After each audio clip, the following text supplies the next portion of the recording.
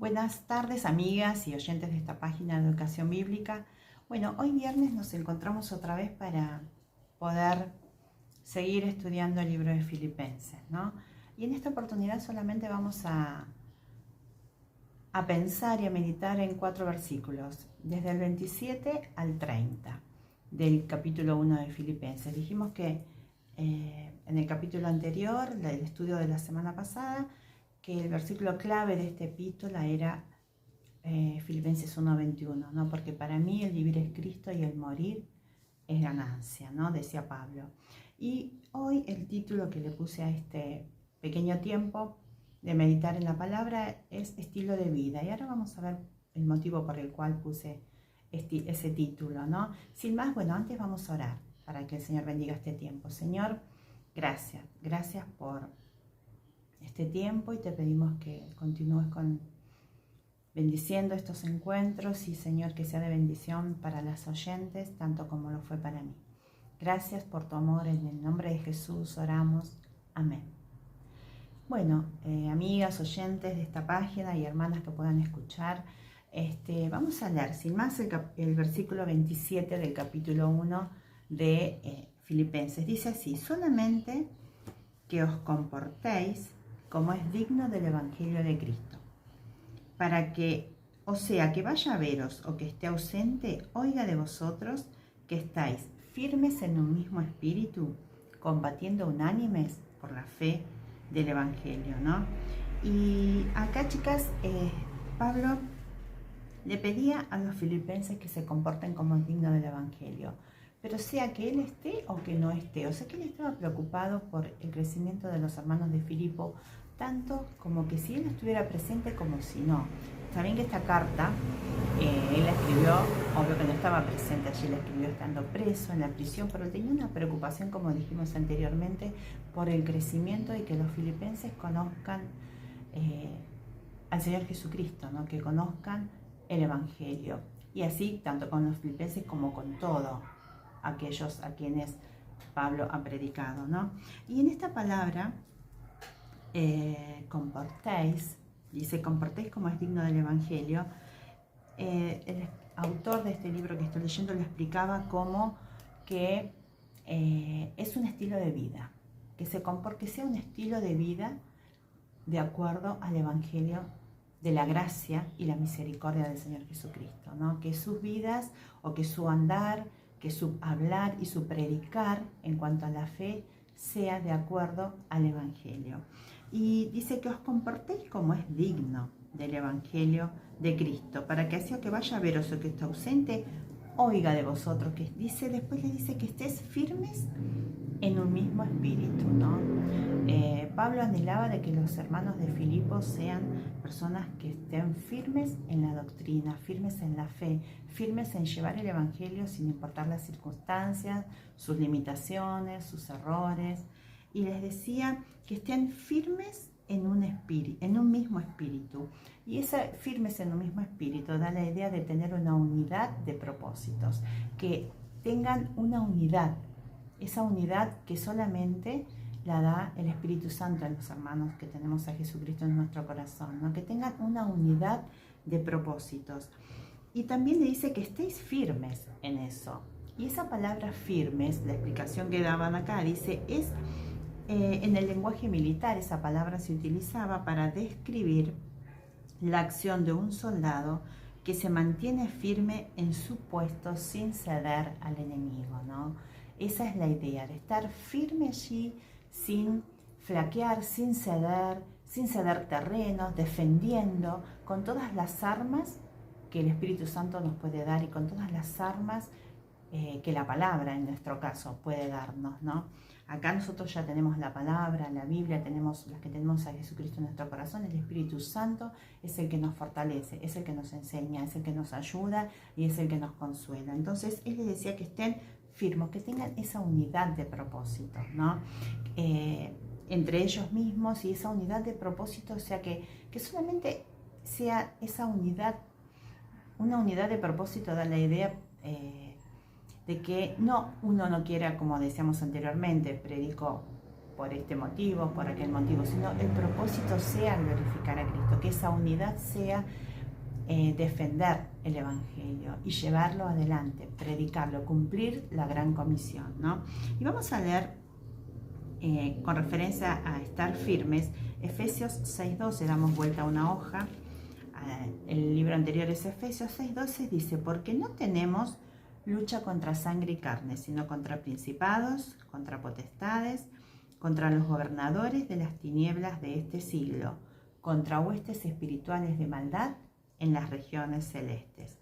Por tanto, tomad toda la armadura de Dios para que podáis resistir en el día malo y habiendo acabado todo, estar firmes, ¿no?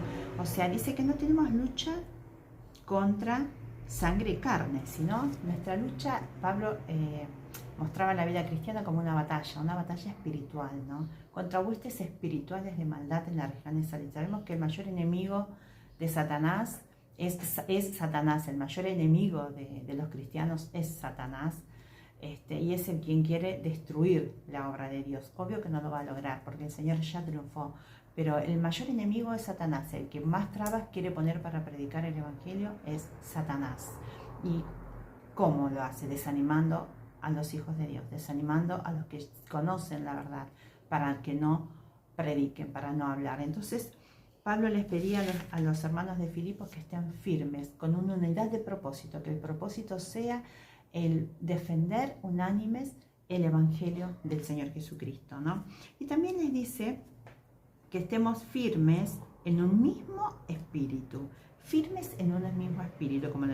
y combatiendo unánimes por la fe del Evangelio. Y le decía que esta palabra firme tiene que ver con el término militar para la acción de un soldado. Y vamos a seguir leyendo en 1 Corintios 16:13 en cuanto a esta firmeza. También dice, Pablo les decía a los hermanos de Corinto, velad, estad firmes en la fe, portaos varonilmente y esforzaos.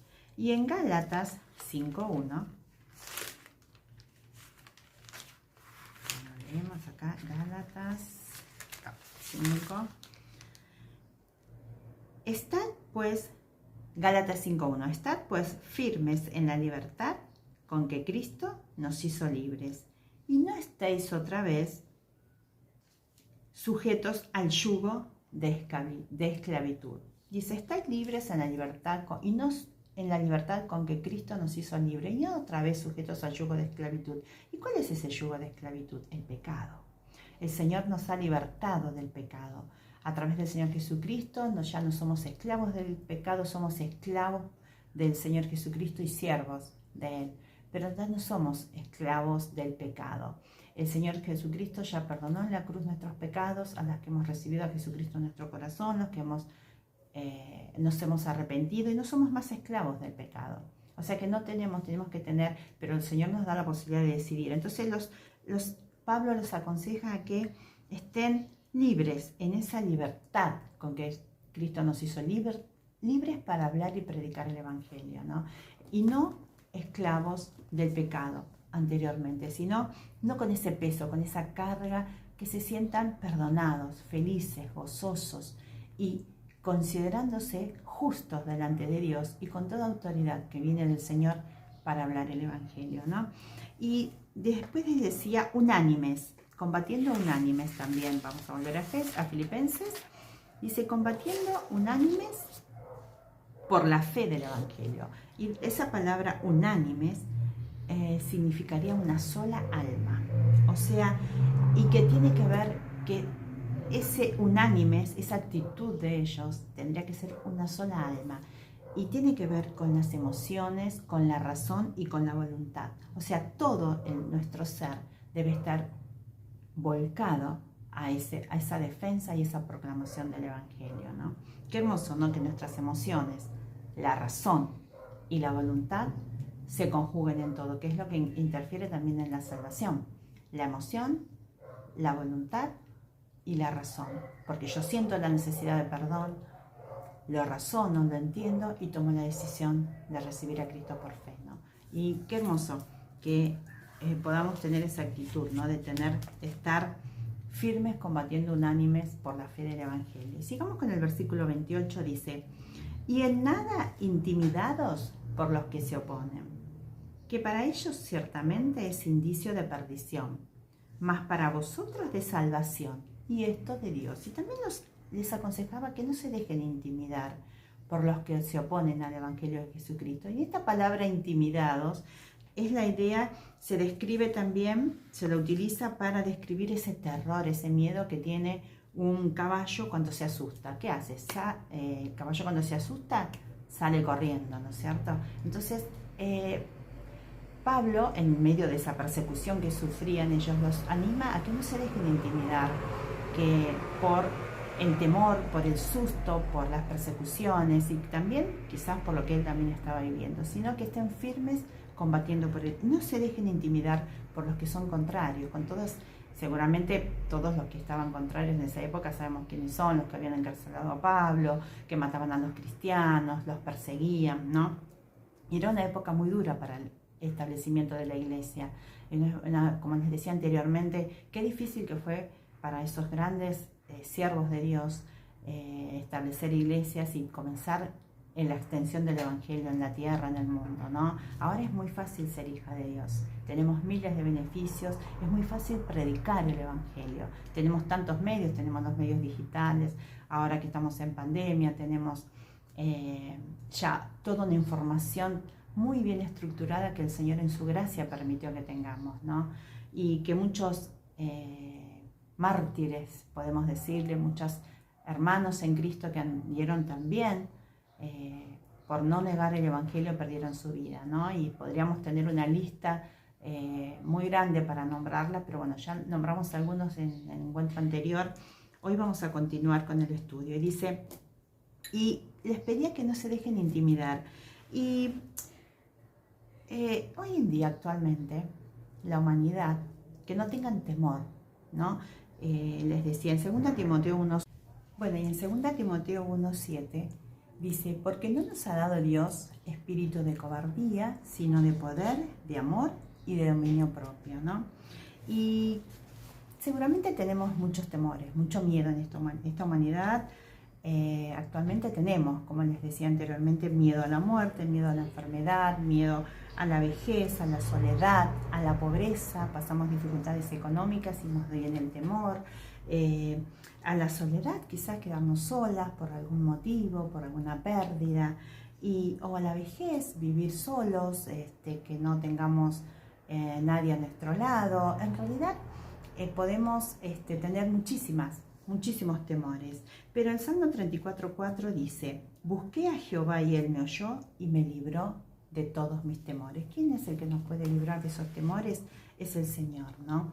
Y acá hay una frase muy linda que me gustaría leerla, que dice lo siguiente: el cristiano que tiene la certidumbre de la presencia del Señor en su vida no debe dar cabida al temor en su corazón, ¿no? O sea, no dice que no debe tener miedo, sino que no debemos darle lugar al temor, porque el Señor es el que nos libra de esos temores. Y decía acá los que se oponen, y los que se oponen son aquellas personas que están en contra, que son adversarios, y el autor acá escribe que los que se oponen al Evangelio de Cristo de esa manera, tan fervientemente como en la época de Pablo, o también actualmente, hoy ahora, dice, los que se oponen al Evangelio de Cristo de esa manera prueban su desasociación con el único medio que Dios ha dado para salvar las almas.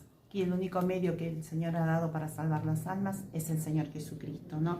Esa desasociación, o sea, que cortan esa asociación de no querer creer en el Evangelio, ¿no? Y el único medio es el Señor Jesucristo. Y vamos a leer 2 Corintios 4, 3 al 4, pero antes vamos a ir a Juan 3:19.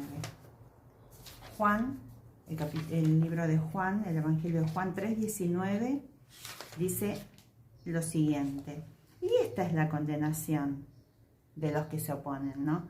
Que la luz vino al mundo y los hombres amaron más las tinieblas que la luz, porque sus obras eran malas, ¿no? aquello que nos impide ir al Evangelio, ir a la luz de la Biblia, de la palabra, son las tinieblas. ¿Por qué? Porque sus obras eran malas. Y vamos a ir también a leer 2 Corintios 4, dice lo siguiente, 2 Corintios 4, 3 y 4. 2 Corintios 4, 3, dice: pero si nuestro evangelio está aún encubierto, entre los que se pierden está encubierto, en los cuales el Dios de este siglo cegó el entendimiento para que no les resplandezca la luz del evangelio de la gloria de Cristo, el cual es la imagen de Dios, ¿no? El Señor Jesucristo es la luz en este mundo de tinieblas, ¿no? Bueno, y como les seguía comentando, la oposición muchas veces crea desánimo, ¿no? Y como leíamos anteriormente, Satanás es el más interesado, es el príncipe de este mundo, es el príncipe de este siglo. Entonces es el que está más interesado en desanimar a los cristianos. Pablo también fue un opositor, ¿no? Pablo también fue quien persiguió a la iglesia hasta que el Señor lo rescató. Y en este tema de la oposición y en el versículo 28 termina diciendo: ciertamente para ellos indicio de perdición, mas para vosotros de salvación, y esto de Dios, ¿no? Y la palabra acá, perdición, dice que esa palabra de perdición trasciende la esfera de lo físico y lo terrenal, sino que tiene que ver con la vida eterna, con la vida futura, ¿no? Con una vida eterna con el Señor Jesucristo. Y esa perdición da la idea también de la imposibilidad de entrar en la vida eterna, ¿no? Por la oposición y no creer en el Evangelio de Cristo. En cambio, dice: y más para vosotros que creéis en el Evangelio de Cristo, para salvación. Y eso viene de Dios, porque el que puede dar la salvación es Dios. Y la salvación implica una serie de elementos también, ¿no? Aparte de la salvación de nuestra alma, es el perdón de los pecados, la redención. Él nos redimió, tomó nuestro lugar en la cruz, la reconciliación del pecador con Dios, la imputación de la justicia divina al creyente, la adopción en la familia de Dios, esa santificación, la inscripción del nuevo creyente en el libro de la vida eterna y la glorificación eterna, ¿no? Qué importante que esa salvación en el Evangelio es nuestro libro inscrito en el libro de la vida, como dice en Apocalipsis, y la glorificación eterna con el Señor Jesucristo. Dice, y esto es de Dios, ¿no? Y no hay otro camino para la salvación. Vamos a leer rapidito porque se me corta el texto. Hechos 4:12 dice lo siguiente. Hechos 4:12: y en ningún otro hay salvación, porque no hay otro nombre bajo el cielo dado a los hombres en que podamos ser salvos. Entonces, acá Pablo les decía, la salvación es de Dios, ¿no? Y vamos a seguir con el versículo 30, 29 y 30, dice: porque a vosotros os es concedido a causa de Cristo, no solo que creáis en Él, sino también que padezcáis por Él, ¿no? Y sabemos que los sufrimientos, las pruebas, las dificultades son parte de la vida cristiana, les decía Pablo. Y ese mismo conflicto, y en el versículo 30 dice: teniendo el mismo conflicto que habéis visto en mí y ahora oís que hay en mí. Y en la palabra, la idea de ese mismo conflicto, la palabra es agona, que tiene que ver con agonía, y la explicación que daba acá el escritor dice: la existencia de un conflicto interior muy intenso en quien atraviesa por una gran experiencia, ¿no? Vaya qué gran experiencia que tenía Pablo en la salvación con el Señor Jesucristo, ¿no? Y en muchos versículos de Timoteo 6:12, por ejemplo, dice que él había, vamos a leerlo, 1 Timoteo 6:12, dice: pelea la buena batalla de la fe, hecha mano de la vida eterna, a la cual asimismo fuiste llamado, habiendo hecho la buena profesión delante de muchos testigos, ¿no? Pablo acá siempre, la vida cristiana para Pablo era una gran batalla, ¿no? También en 2 Timoteo 4:12 habla de esa batalla, que ha peleado la buena batalla. Una gran batalla espiritual, ¿no? Entre el bien y el mal, entre la luz y las tinieblas, entre Cristo y Satanás. Pero el Cristo en esa ya triunfó, ya es victoria, ¿no? El Cristo victorioso. Y también lo compara con una batalla y con una gran competencia atlética donde todos los cristianos tienen que participar. Es como una carrera donde todos nos preparamos, nos adiestramos con disciplina para poder llegar, para poder servir, para poder pelear, ¿no? Esa batalla, adiestrados para la carrera, ¿no? Y 3 consejos le da Pablo a estos hermanos de Filipos: estar firmes en la doctrina del Evangelio, no tener temor, sino permanecer unidos en la fe, y también considerar que las aflicciones forman parte de la vida cristiana, ¿no? Estos 4 versículos son muy lindos, espero que les haya sido de bendición y que podamos estar así firmes, no tener temor y considerar que las aflicciones son parte, ¿no?, de la vida cristiana, así como el apóstol Pablo, y que las pruebas y las dificultades no son nada comparados con la gloria venidera que en nosotros ha de manifestarse, ¿no? Que podamos meditar, hermanas, amigas, oyentes de esta página, en que en ninguna otra hay salvación que solamente en el Señor Jesucristo, y que podamos estar así buscando de tener ese estilo de vida, de permanecer firme en la fe, firme defendiendo el Evangelio, firme proclamando el Evangelio de salvación, ¿no?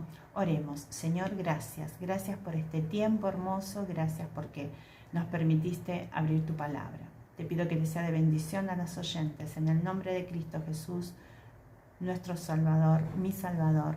Amén. Bueno, amigas, oyentes de esta página, espero que les haya sido de bendición, y si el Señor lo permite, nos veremos en el próximo encuentro, el próximo viernes, para comenzar con el capítulo 2, que es también muy lindo. Bueno, muchas bendiciones, y si el Señor lo permite, nos vemos. Chau, chau.